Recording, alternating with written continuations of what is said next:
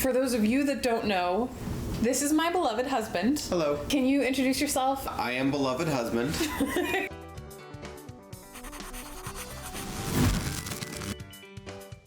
My name is Anthony.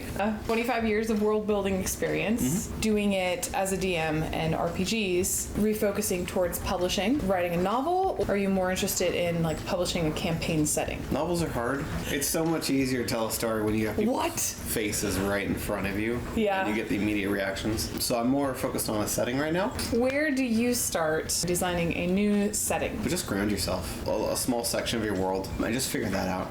In my medium, I have to deal with people. They don't just like critique, they actually get to say what happens. The protagonists, right? Those are the players. Know this small chunk of your world well enough that you can handle improv.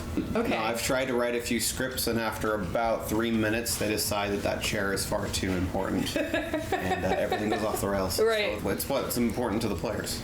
Or in the case of writing a book, what's important to your audience. If people aren't going to care about the intricacies of what elves look like, I don't describe elves. I just say they're elves. If they like the characters, the NPCs, the ones you control, and they interact a lot, then give them more details. If they treat them as quest givers, then just put a little question mark above their head and move on with it. If they're just murder hobos, then describe combat. Okay, so this kind of actually goes into like rhetorical circumstance and knowing who you are producing for. Precisely. Okay, I know you said you weren't terribly focused on novels right now.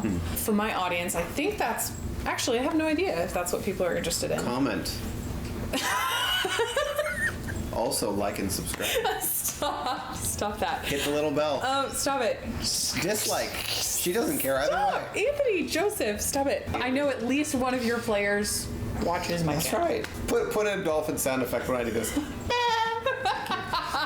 I'm not going to. I know you're not. Maybe. Focus. There's two schools. Just like economics, there's trickle up and trickle down. Okay. Trickle down means you make a map. That's everything. If you watch Critical Role, Matt Mercer, he did that with his second campaign. He made his pride and joy was that big giant map he pulled out every chance he got. Right, yeah. He's a trickle down type where he makes the whole map and then he starts putting stuff in it. Right. But the problem is that can feel kind of sandboxy to the players. It feels too open, there's no direction, they get lost. It takes a very unique, very rare kind of player to really enjoy complete freedom. They want at some point to be railroaded, to be stuck on tracks, and you tell them where to go next and they go there. Okay. I, on the other hand, am the exact opposite. I'm trickle up. Like I said, tiny little spot, and then expand out from there. The joy of exploration, joy of puppies interrupting me. Sorry. No, it's all good. But I also get to enjoy... Oh, the look. I get to enjoy exploration just like they do. I've done campaigns where I tried to put the whole map together, whole continents together. It just doesn't suit me.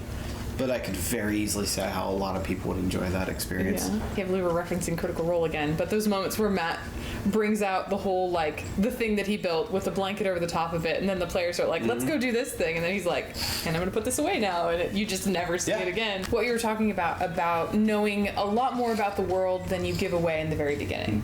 All this kind of other information that I don't think you necessarily get to share in-game because it's not relevant in the moment. That's one of the things that people get caught up with in world building with producing a novel is they build this incredible world and then they get so excited about it that you just kind of mash all of it in there and you end up doing all these info dumps and like that's boring. And that gets really boring for the reader. One a session. You've been playing and world building storytelling for people for 25 years and it's been interactive.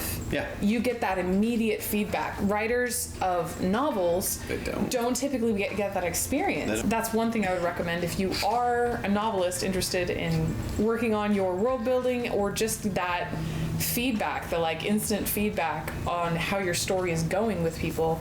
Try running an RPG. It would be a really awesome experience to get that immediate feedback. Also, if you want to write better villains, become a dungeon master. Yes. You have to. You have to be good at it. That's your main goal. You have multiple protagonists. All their points of view are done at once, which you can't do on paper. You have to keep the stakes at a place where it feels reasonable. Relative. Because day one, you're not going to go from killing a rat to killing a god. It doesn't feel earned. Write your story while playing out the combat in the system of your choice. So you don't even know the results, and then you're forced to cope with it afterwards. Ooh. Things that were felt certain and obvious go horribly wrong. And if you record it step by step, you can actually just do a play-by-play. You've written your whole combat scene out for yourself. It'll ruin your story structure, I promise you that. Oh, I was just going to say, I'm just going to go into that. I am personally so much of an outliner. I know. That I really... I know. Stop it!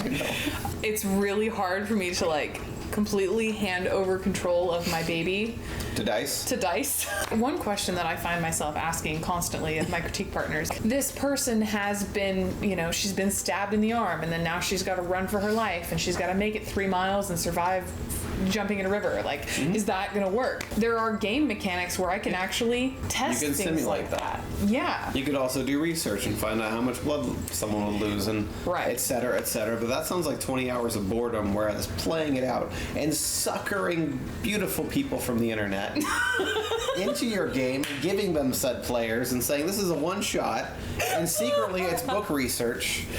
That works too. You learn how to write good villains, you learn how to pace, you learn a lot of good skills. You are really good at writing. I am a villain, so it helps. I love it. You have an audience built into the process in which you're writing, and it won't be learned on day one. Even if you're the best writer in the world, that does not make them at all a good dungeon master, and vice versa. Right. I'm a pretty darn good dungeon master, but I'm not a good writer yet. Totally willing to be terrible at being a DM. Have I ever run a game? No. Yeah, that was spite. Okay. Yeah, I'm bitter. That was salty. I've asked you. A little salty on that. That's on the to-do list before the end of the year.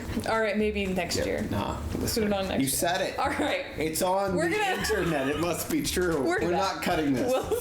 We'll circle back. Or you asked me to come here. I did. This Maybe was on you purpose. won't do it again. This was on purpose, guys. What was I thinking?